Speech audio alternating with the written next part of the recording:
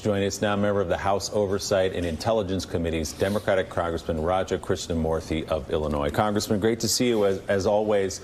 Good morning. Let's talk about the investigation. You sit on the House Intel Committee. First of all, I want to ask you about the reporting yesterday out of the New York Times that the whistleblower contacted staff on the Intel Committee and then was directed to go back and file a formal complaint. The president, others around him saying they believe this is some kind of a smoking gun, that Adam Schiff was orchestrating this and helping write the whistleblower report, which of course is not true.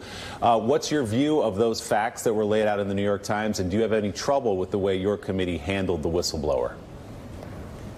I don't.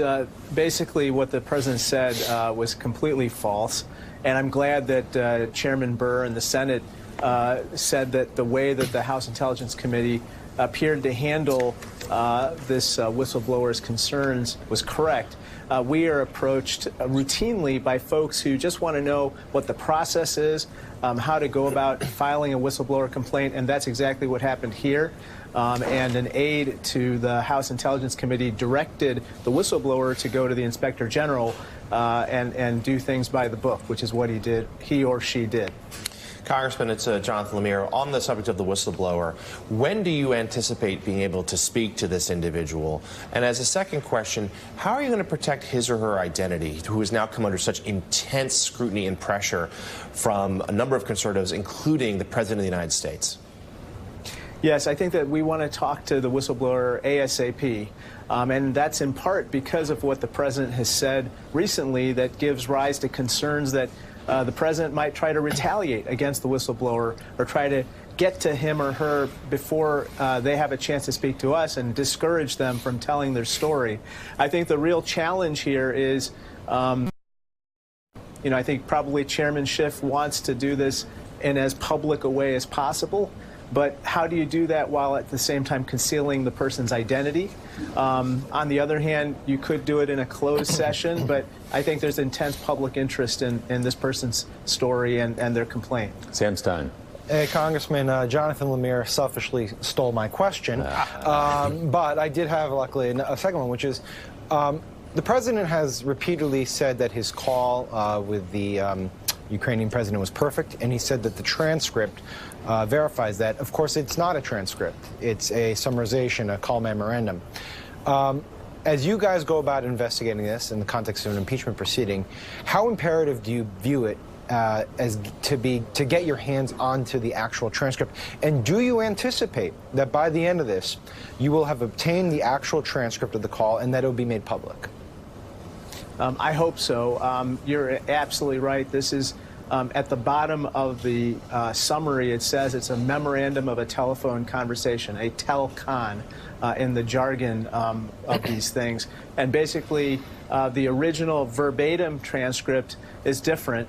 It's produced by some type of voice recognition software, and then note takers edit it after the fact.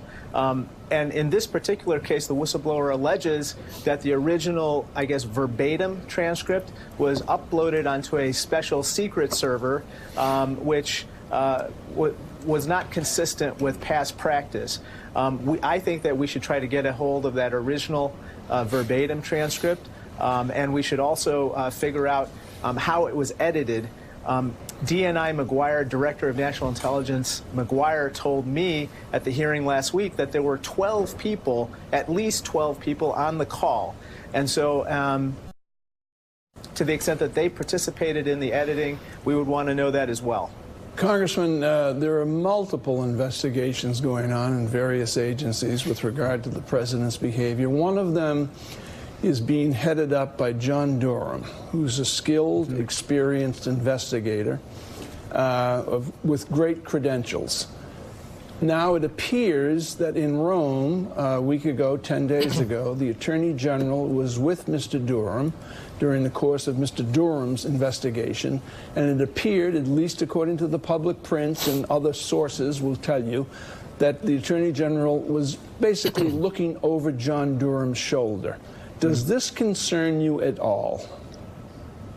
Absolutely. First of all, I should say that the investigation of the Mueller investigation is misplaced. I was actually a part of most of those 17 depositions that occurred in the last Congress when the Republicans were in the majority, and nothing came out of it. They didn't even have enough evidence to formulate a report. So I don't see why on the second go-around they're going to find anything different. That being said, Mr. Durham has been appointed to lead this investigation of the Mueller investigation. And the fact that Mr. Barr would somehow come in and potentially commandeer that investigation for political purposes is especially troubling, and it just reinforces the notion that the Department of Justice, at least in this administration, is not the independent body that it should be within the executive branch. And the fact that he keeps coming up on that call, the July 25th call, I think 4 or 5 times he's been referred to by the president, is also especially troubling. Congressman, when much ado has been made by the Trump side about the whistleblower coming to the committee and whether it was therefore guided by Congressman Schiff, etc.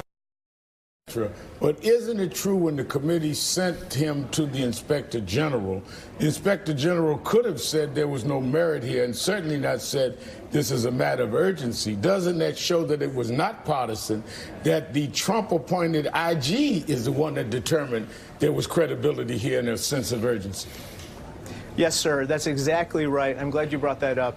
This is a Trump-appointed Inspector General who basically looked at the whistleblower complaint and judged it to be both credible as well as urgent. He then forwarded it on to the acting Director of National Intelligence, McGuire, who was then supposed to forward it to us. We did not actually receive that complaint from Mr. McGuire. Rather, the Inspector General was the one who took it upon himself, at risk of his own career, to come to us and say, folks, I have forwarded an urgent, credible complaint to DNI McGuire, and I'm now paraphrasing because it was in a classified setting, you know, red lights flashing, do something about this.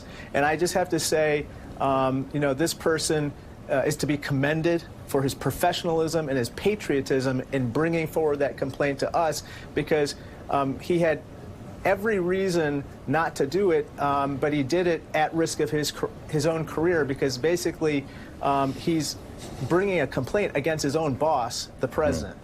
All right, member of the House Oversight and Intelligence Committees, Congressman Raja Krishnamorthi of Illinois. Thanks so much for your time, Congressman. We appreciate it. Thank you.